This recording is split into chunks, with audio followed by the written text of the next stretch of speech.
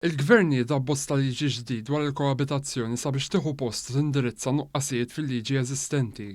L-avukat Desiree Attart mid-Direttora ta' Drittijiet tal-Bniedem u l-Integrazzjoni spjegat li l-liġi ġdida se tirrikonoxxi biss koabitazzjoni regolata quddiem notar. Jirrikonoxxi forma waħda ta' koabitazzjoni fuq permezz ta' att pubbliku, ġifieri att sempliċi tmur quddiem in-notar, tiddikjara inti li inti koppja ovvjament li qiegħda f'relazzjoni u tixtieq tirregolarizza s-sitwazzjoni tiegħek. Semmit li l-persuni li jistgħu jikkoabitaw irridu jkunu koppji u li ma jkunux diġà marbuta legalment ma' persuni oħra.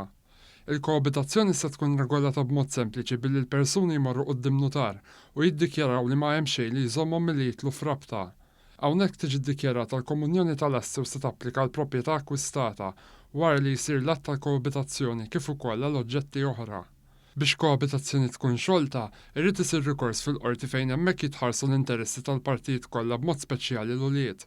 Dr. Attart saħaqet li dawk li diġà huma f'koabitazzjoni rikonoxxuta quddiem notar se jibqgħu jżommu l-istess obbligi. Kull min bħalissa diġà għandu kuntratt ta' koabitazzjoni jibqa' regolat bil-liġi tiegħu. Ġifieri meta kien mar quddiem in-notar u n-notar għallu xi drittijiet u dmirijiet għandu dawk se jibqgħu japplikaw. Però min wara li tidħol il-liġi imur quddiem in-notar biex jagħmel qatt pubbliku dak ikollu setta drittijiet u dmirijiet differenti. Il-Ministru għall-Ġustizzja, Ugwaljanza u Governanza Dwar Żammit Lewis qal li l-Gvern irid leġiżlazzjoni iktar ċara u li taqdi iktar il-professjonisti li jużawha.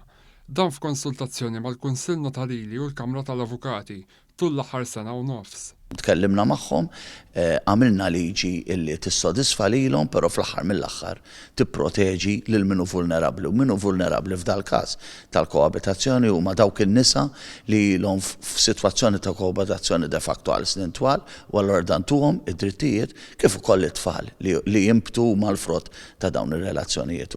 Semma li l-Gvern se jressaq u jgħaddi din il-liġi malajr sabiex tinstema l-karba tan-nies li mhux jinqdew bil-liġi eżistenti. Qal ukoll li liġi ġdida se tmur pari passu mal-ugwaljanza għax kull familja hija ugwali u jistħoq ilha drittijiet.